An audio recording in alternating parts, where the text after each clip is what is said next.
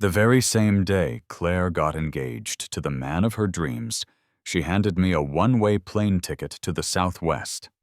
She told me I needed to get out and see the world, that I had to stop hanging on to her every move. I didn't argue with her.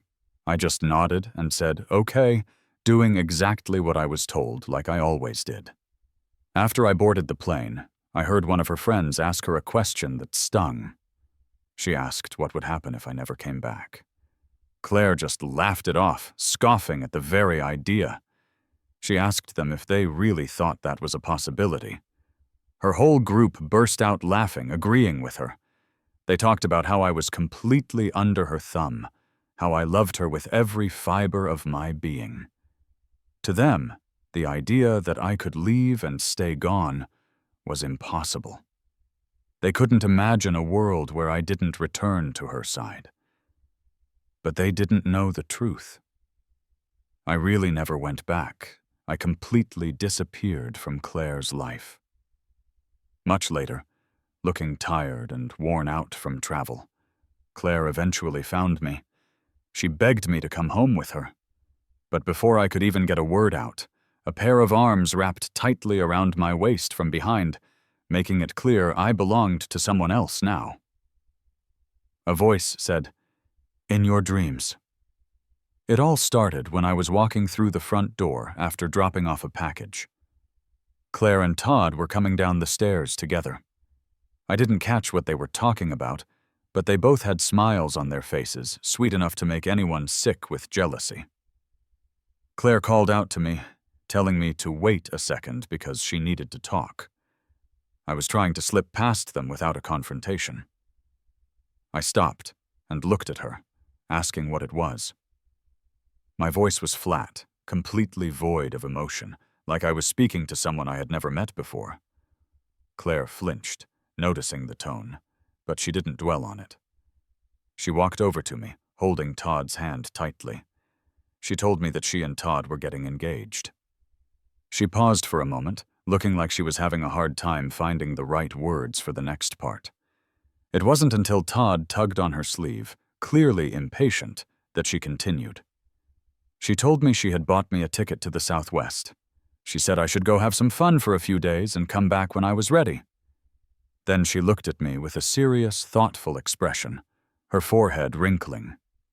She told me I was an adult now, and I should see more of the world instead of clinging to her. In the past, whenever she said stuff like that, I thought she was just teasing. Now I knew she meant every single word. She must have been totally sick of me to ship me off across the country right during her engagement. I looked down at the floor and mumbled a quiet agreement. Satisfied with my reaction, Claire and Todd left. I went upstairs to my room alone. The place felt hollow. There was nothing left but a few changes of clothes. I had actually started packing my things the very day. Todd came back into our lives. I was the adopted son of the Miller family. When we were younger, Claire and I had a bit of a history. There was no way Todd was ever going to be okay with me hanging around. The day I left for the Southwest, the sun actually came out, which was rare for rainy Seattle. It felt like the weather was celebrating Claire finally getting rid of me, or maybe it was celebrating me finally escaping to a new life. Probably to avoid any weird tension, Claire had her friends drive me to the airport instead of taking me herself. The entire ride there, I just stared out the window without saying a word. Claire seemed to take my silence as me being difficult. She frowned and asked if I was still sulking. I glanced at her, genuinely confused. Why would she think that? I was leaving without putting up a fight. What more did she want from me? The confusion must have been clear on my face because her frown just got deeper. I started to say her name, but she cut me off before I could get a sentence out. She told me to call her Sis from now on because Todd didn't like it when I used her first name. I froze. Todd was petty enough to care about something like that? But under Claire's intense stare, I corrected myself and called her Sis. For some reason, That only made her look more annoyed. We got to the airport pretty fast. Right before I walked inside, Claire called out my name again. I turned around. She was standing in a spot where the light and shadows mixed, making it hard to see her expression clearly. She told me to come back soon. I just smiled, pretending I hadn't heard her. I gave a little wave and walked into the terminal. Once I was inside, Claire felt a sudden wave of irritation. She lit a cigarette, watching through the glass doors as I walked away, my figure getting smaller and smaller until I was gone. Her friend, the one she had dragged along to drive, joked and asked what she would do if I just didn't come back. Claire scoffed again, repeating that it wasn't even a possibility. Her friend's comment reminded the group of how I used to act, and they all started laughing. They agreed that I was a total pushover for Claire, that I was deeply in love with her and would never leave her for good. One of them bet that I was probably hiding somewhere crying my eyes out right then. Another said that crying wouldn't change anything since Claire was getting engaged the next day, and Todd would be our brother-in-law. Claire put out her cigarette. The nicotine didn't help calm her nerves. The loud chatting from her friends just made her more frustrated. She told them to stop, her voice cold. She didn't like them talking about Todd, and she liked them talking about me even less. Seattle is a long way from the Southwest. The flight took 6 hours. Claire had only bought the plane ticket. She hadn't booked a hotel or anything else. Luckily, I had found a local guide online before I left. After looking around the arrivals hall for a while, I finally saw her in a corner holding a sign with my name on it. As I walked closer, I saw that the guide was a young woman. She was tall and thin, wearing a black and white technical jacket that made her look sharp and professional. She was leaning against the wall, talking on her phone, and she looked slightly annoyed. I stopped a few feet away, not wanting to be rude and interrupt. 10 minutes later, she ended the call by sharply saying she wasn't going. She shoved her phone into her pocket and looked at me. The annoyance hadn't quite left her face. To avoid any confusion, I cleared my throat and pointed to the sign she was holding. I told her I was Jack, and that I hadn't wanted to bother her while she was on the phone. She paused for a second, then lowered the sign and took my suitcase. She held out her hand and introduced herself as Maya. I shook her hand gently and said it was nice to meet her. After the quick greeting, Maya and I got into her car. She was a really smooth driver, and I barely felt the bumps on the road. The long trip had wiped me out, so I leaned my head against the window and fell asleep. While I slept, I dreamed about the past, things I hadn't thought about in ages. In the dream, I had just been adopted by the Miller family. I was following Claire's mom nervously. She tried to hold my hand, but I pulled away. She called for Claire. Back then, Claire was just a sweet, innocent kid. She found me in the garden and held out her hand. She told me her name was Claire, and that I didn't need to be scared, because she would protect me. Her kindness worked, and I slowly took her hand. After that, we did everything together. Ate, slept, studied. Nobody messed with me. Claire's mom even teased us once at dinner, asking if she had brought home a little brother or a husband for Claire. We were teenagers by then, and there was this weird, unspoken romance developing between us. Neither of us had the guts to cross the line until her mom made that joke. That night, Claire snuck into my room and hugged me tight, asking if we could be together. I blushed and whispered, "Okay." Just like that, we started dating in secret. I thought we would be together forever, but then she went to study abroad, and when she came back, Todd was with her. She introduced me to him as her brother, Jack. I looked at her with a bitter taste in my mouth, but she only had eyes for Todd. I confronted her later, asking why she would do that to me. She just brushed it off, saying it was just teenage hormones and that she didn't actually love me. She said she didn't love me. That was the first time I really felt it, deep down. She didn't love me. But what could I do? She had Todd. Fate gave me another shot, though. She and Todd broke up for reasons nobody knew. Claire was miserable for a long time, and I stayed right by her side through it all. Finally, one night after she'd been drinking, she hugged me and asked if we could be together. Again. I agreed. She kissed me. A long, deep kiss. But when she tried to take it further, I pushed her away. She collapsed onto the bed, drunk, mumbling Todd's name over and over. My heart felt like it had been smashed into 1,000 pieces. The scene in my dream changed. Claire was excitedly telling me that Todd was back. I looked down and asked if she was going to go back to him.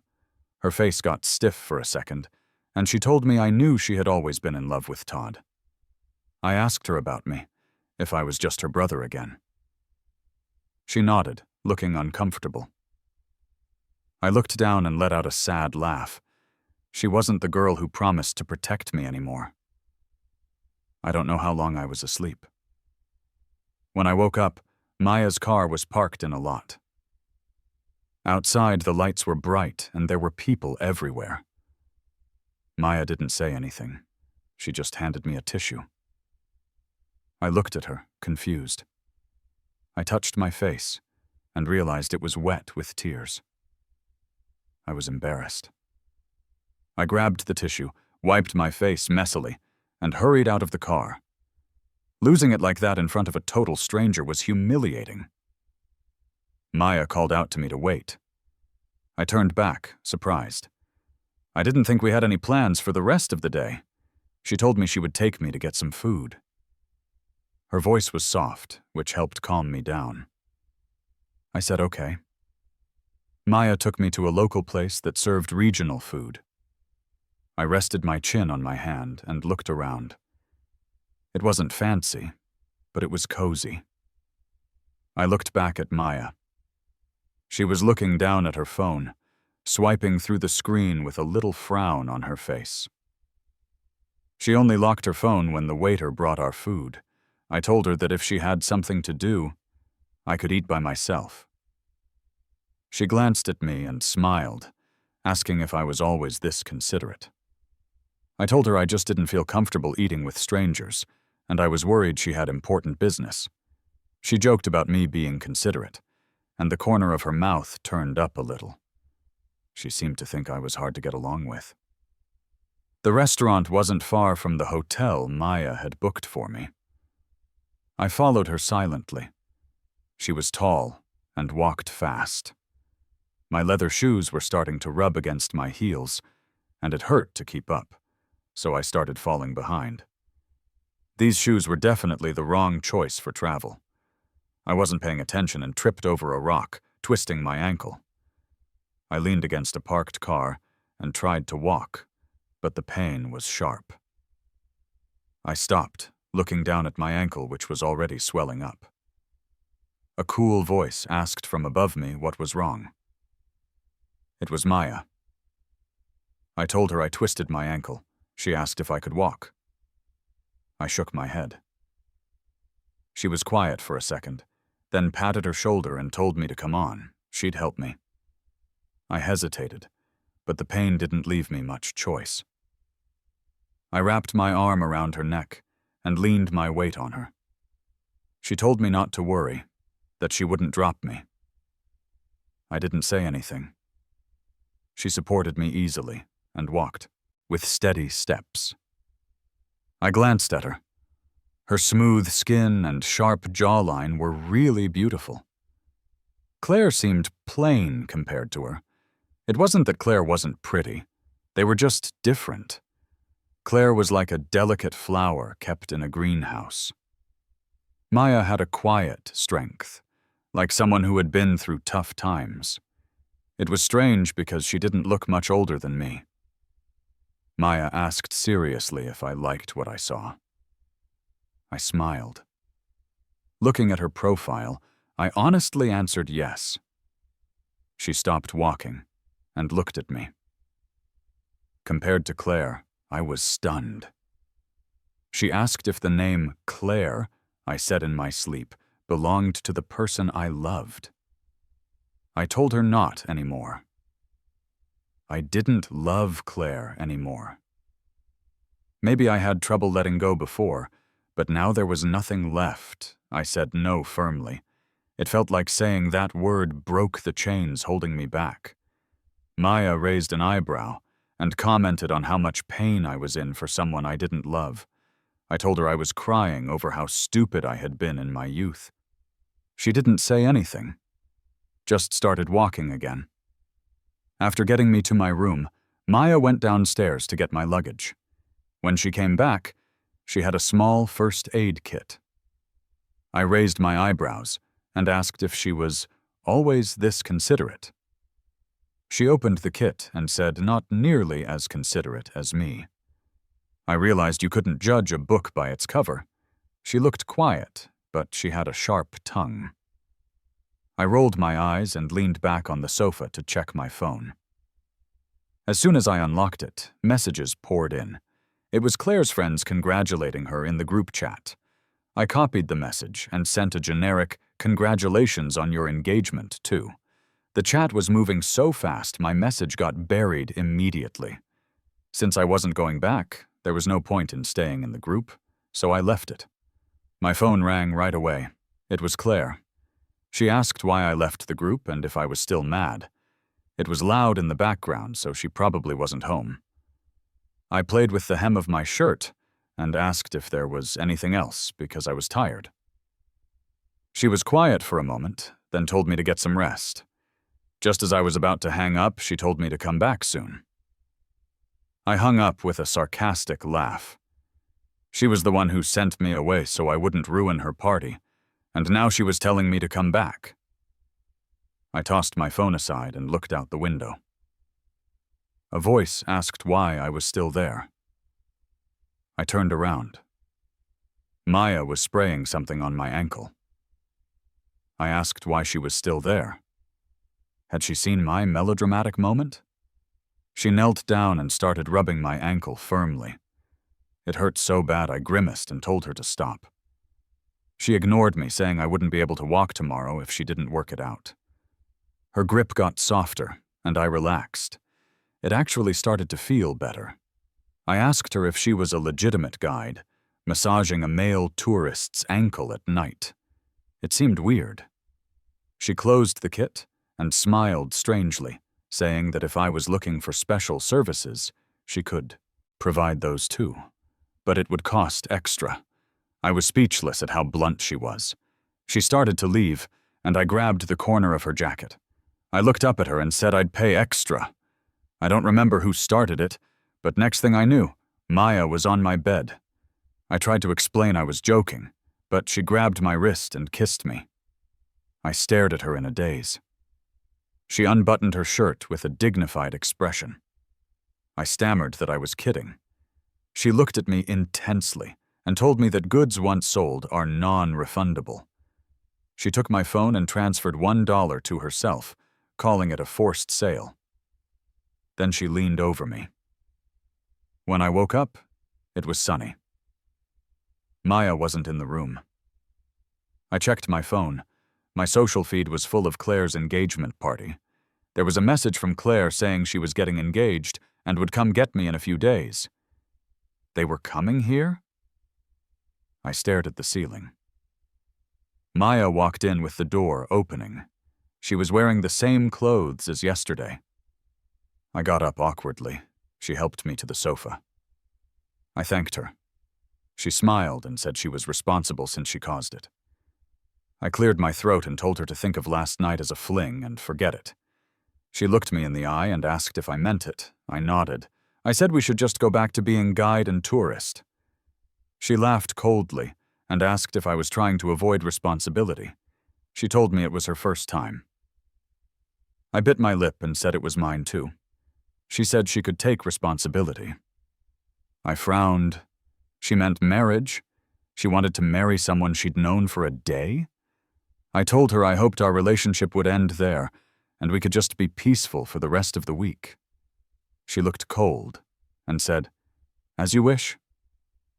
For the next few days, we were just tourist and guide. She showed me around the Southwest. When the week was up, I was getting out of the car. She asked where I was going next. I paused. It was the first time she'd started a conversation in days.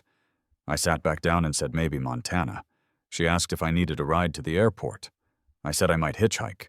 I got out, and she followed me to my room. I turned and said goodbye.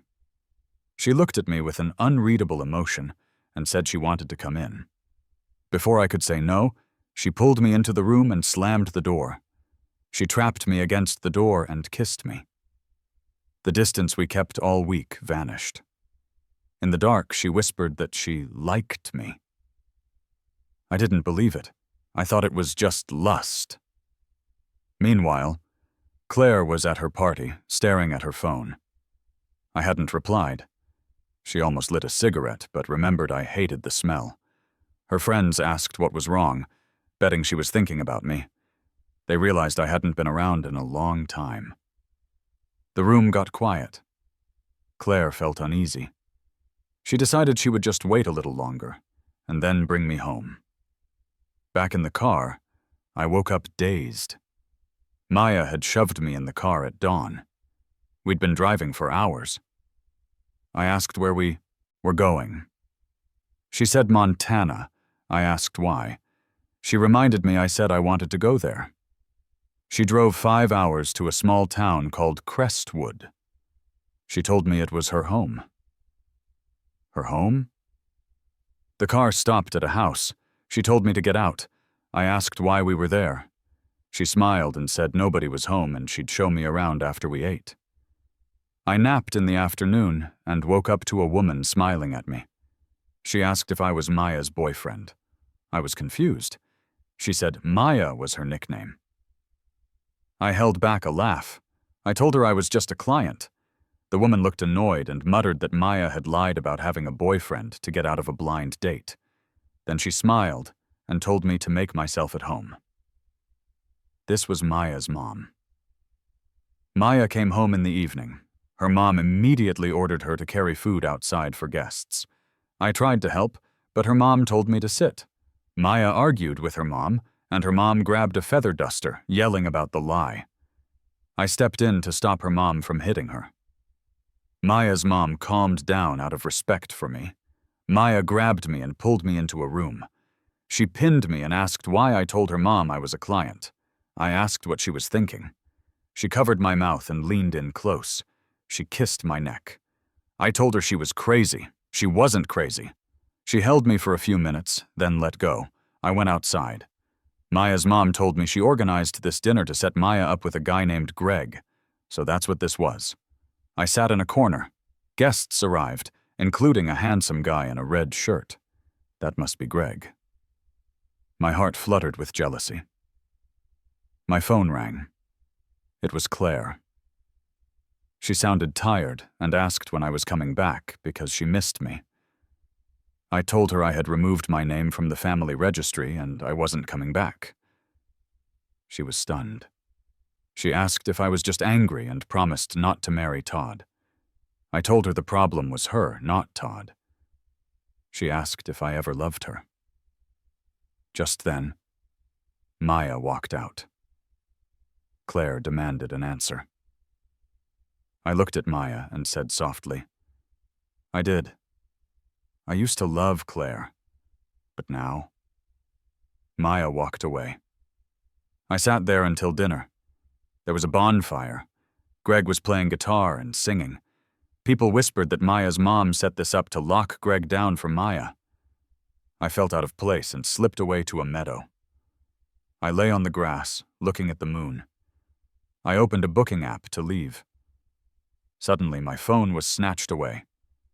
It was Maya. She asked why I was leaving. I said she was getting engaged. She asked when she got engaged. She told me I was the one she liked. She looked lonely in the moonlight. She asked me not to make her fall in love with me, and then abandon her. I realized she really had feelings for me. I hugged her. I decided to stay. I bought a house in Montana. Maya wanted me to move in with her, but I wanted my own place. Maya designed my yard. Turns out she was a world-famous designer.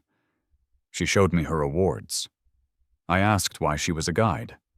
She teased me and revealed I had typed her number wrong when I tried to hire a guide, and she just played along because she liked my profile picture, which was one of her designs. It was a ridiculous coincidence. Around the new year, Maya moved in with me, declaring she was going wherever I went. One sunny day, I was relaxing in the yard. The gate bell rang. I opened my eyes and saw Claire. She looked terrible. She told me she and Todd broke up and begged me to come back. She asked to start over. I stood up. Maya walked out and held my hand. I placed my hand on Maya's stomach and told Claire we were expecting. Claire was shocked. Maya was 3 months pregnant with twins. I told Claire I didn't love her anymore and she needed to leave. Claire thought I was lying. Maya looked at her coldly and said, "In your dreams." Claire collapsed, heartbroken. I told her to go. That time would heal her. I led Maya back inside. Claire left, finally realizing she had lost me forever. After that, Maya got insecure. She kept asking if I loved her. It drove me crazy. I told her yes over and over. She called me a liar and said I used to love Claire. I told her that was the past. She followed me to the bedroom asking if I loved her. I told her I loved her, completely at my wits' end.